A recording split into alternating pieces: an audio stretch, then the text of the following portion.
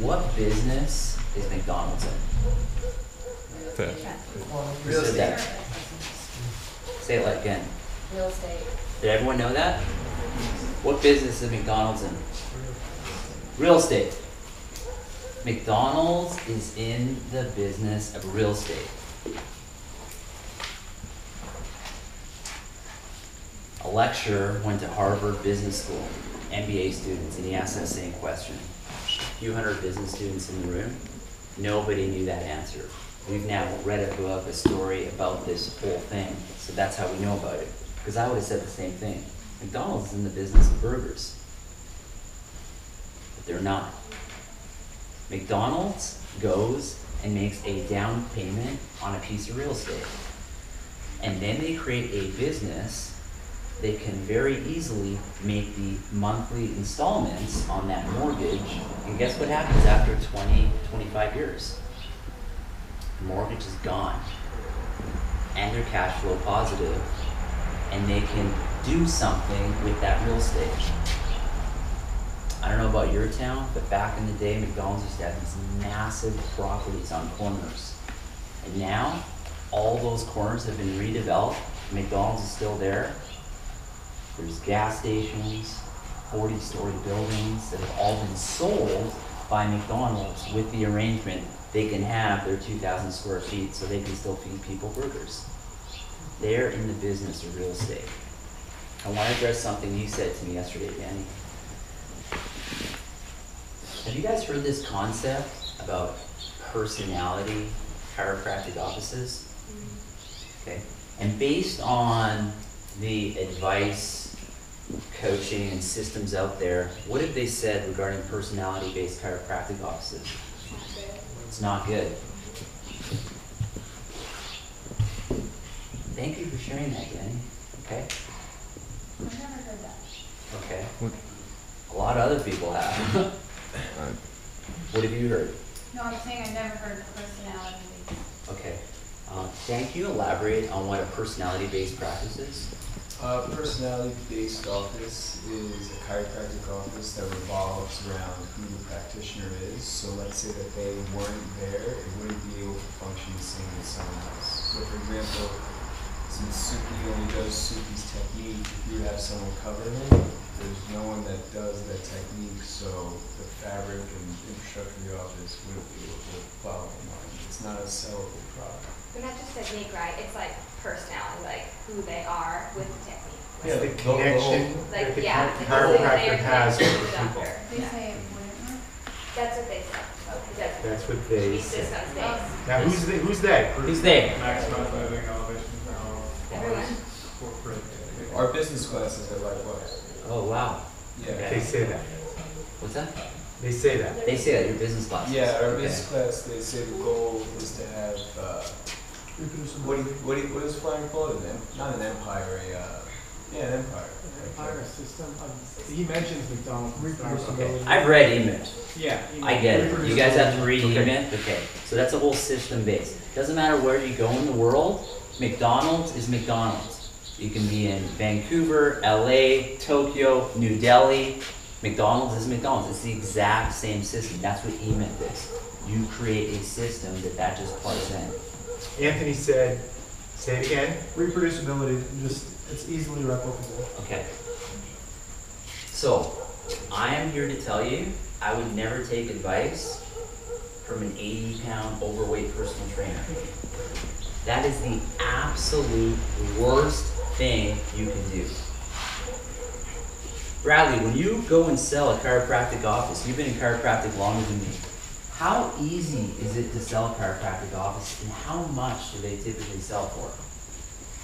Back in the day, the 1980s, the Mercedes 80s, when you could bill whatever you wanted and insurance companies paid for it, the going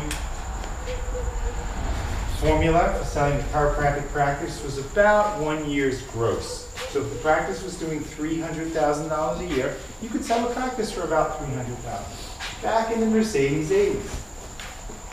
I don't know what they call 2015, but I don't think they call it the Rolls-Royce Millennium. It's a different time period now. So they started changing the formula over the years, and they said, well, 75% of gross, 1 year's gross. And then it was 50% of 1 year's gross. And they kept changing it downward. So there were several practices for sale in Vermont over the last 2 or 3 years. And people were asking X amount of dollars for those practices because they thought that's what it's worth. And I know 2 examples in Vermont. Vermont's a small state. We only have about 110, 120 practicing chiropractors in the entire state. And I know 2 examples where the chiropractors could not sell the practice and had to just close the practice and leave. It's typical that when someone buys a practice, that the new doctor coming in, there's going to be a drop-off in the number of people served because, people get used to you. Develop a reproducible or a corporate type of structure. What is chiropractic? For the most part, is it hands-on? Do you connect with people? Are there personalities involved? So people used to pass 20 other chiropractors to come to my office. And they passed 40 other chiropractors to come to Suki's office. Why? Because he had such a big, beautiful office, or maybe, just maybe, they wanted to see that personality right there. If you think you're going to build up a huge practice and then sell it for an amazing amount of money, think again, because the reality is different today. So to have that reproducibility, that you can just sell it like McDonald's, what do you think? Does McDonald's take their restaurant and sell it off to another company?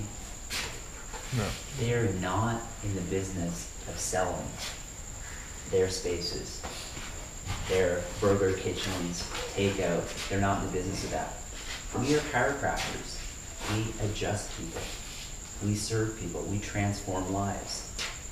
We do not create a business that has an exit strategy.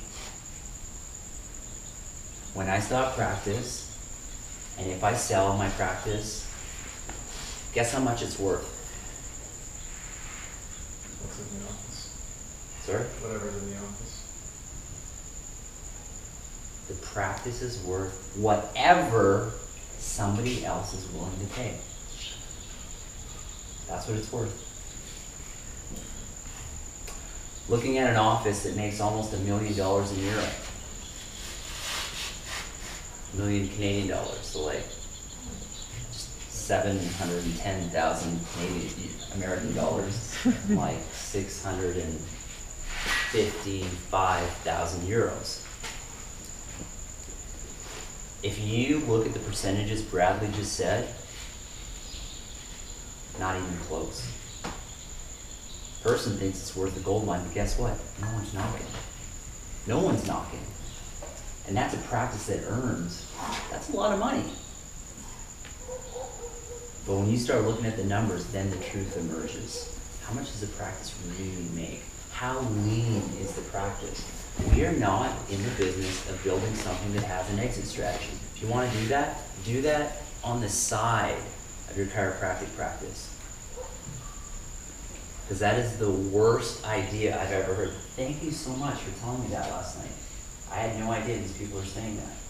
It is the worst. It's a beautiful example. This is what my friend John told me, billionaire. Billionaire John owns hotels all over the world. He said, people take business concepts and apply them to businesses that are not applicable. He was the first guy to tell me that. All the money I ever would make in my practice would be the money that I'd have while I was there. And he came right out and said it. He didn't understand the concept personality practice. He said, well, Suki, you're the rock star. When the rock star goes, nobody wants to hear the second act. And he's right. That's the truth. And if you don't believe, don't take my advice. Don't believe me. Go ask those guys for numbers. Go ask those guys of people in the last 12 months that have built practices. This was a gross, this was a net, and this is what they sold it for. Let's see some data. If I see that data, I might change my mind, but based on what I've seen, that is absolutely not true. Andrew, should I open at 7 a.m.? Should I open at 9 a.m.? I don't know. This is my sandbox. When I went to school in Toronto, my very good friends, Carl Weber, Martha Collins, 1999, 2000, they had the largest chiropractic office in Canada. They were big in DE, saw thousands of people per week. I used to go visit them one weekend every single month for my last 2 years in chiropractic college. They're in a blue collar town.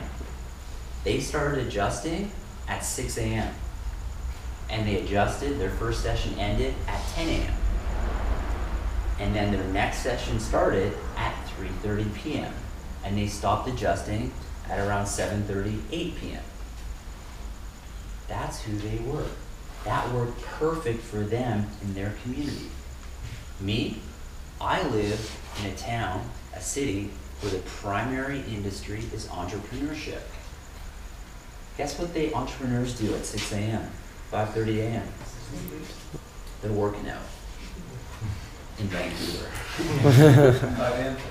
They're getting their mindset right. They're connecting. A lot of conscious entrepreneurs there. They don't want to go get adjusted at 5:30, 6 a.m. First person I see is at 8:45. And I adjust till about 12:15. And then I take a break, and then I see some people from 3 until 6 p.m. I used to have more office hours. I used to adjust 6 days a week. Now I adjust 3 shorter days a week. Because that's what works with me. Because that's who I am. And all of your practices, if you truly want them to be great, focus on the 15, 20, 30 years you'll be in practice, not the year of you trying to sell your practice. Matt and Monica, you guys are opening up your practice.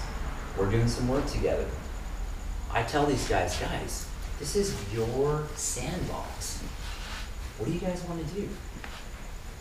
It's your sandbox. Let's create this thing however you guys want to do it. Hey Suki, what technique should you use? I don't know, Matt. What technique should you use? This is your sandbox. What kind of table should we get? I don't know, but they have to be ones that have adjustable heights. 4 feet taller than mine.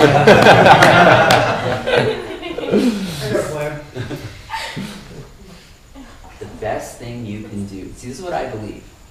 We're spiritual beings having a physical, mental, emotional experience called life. When we connect with that, we share our gifts with the world. We share our song. It's who we truly are. I'm like shocked. Someone would tell you to suffocate that song, to suffocate that gift, so you could fall into this delusion of reproducibility. It makes no sense whatsoever. When you actually understand what our core business is. It's a heart-centered business, but our core business has nothing to do with that. Absolutely nothing.